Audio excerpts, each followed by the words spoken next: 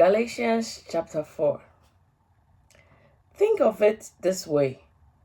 If a father dies and leaves an inheritance for his younger children, those children are no much better off than slaves until they grow up, and even though they actually own everything their father had.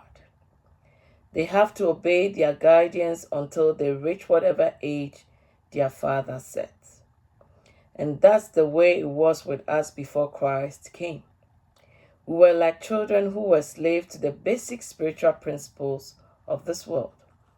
But when the right time came, God sent his Son, born of a woman, subject to the law.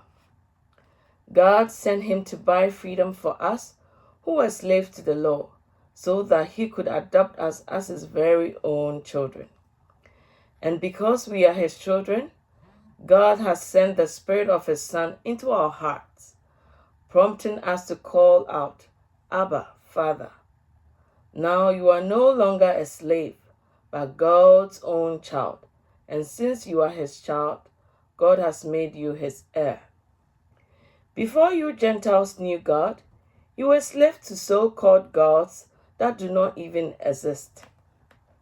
So now that you know God, or should I say, now that God knows you, why do you want to go back again and become slaves once more to the weak and useless spiritual principles of this world?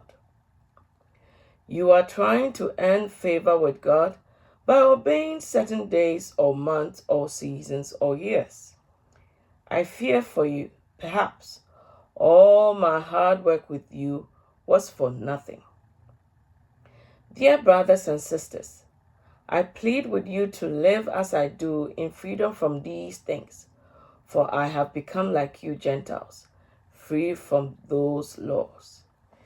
You did not mistreat me when I first preached to you. Surely, you remember that I was sick when I first brought you the good news.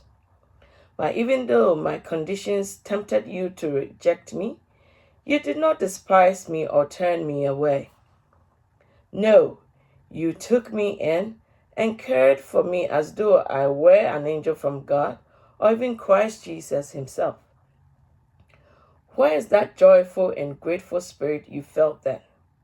I am sure you would have taken out your own eyes and given them to me if it had been possible.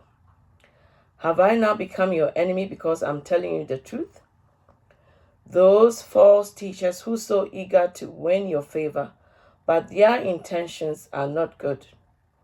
They are trying to shut you off from me so that you pay attention only to them. If someone is eager to do good things for you, that's all right. But let them do it all the time, not just when I am with you. Oh, my dear children, I feel as if I'm going through labor pains for you again, and they will continue until Christ is fully developed in your lives. I wish I were with you right now so I could change my tone, but at this distance, I don't know how else to help you. Tell me, you who want to live under the law, do you know what the law actually says? The scriptures say that Abraham had 2 sons, one from his slave wife and one from his freedom wife. The son of the slave wife was born in a human attempt to bring about the fulfillment of God's promises.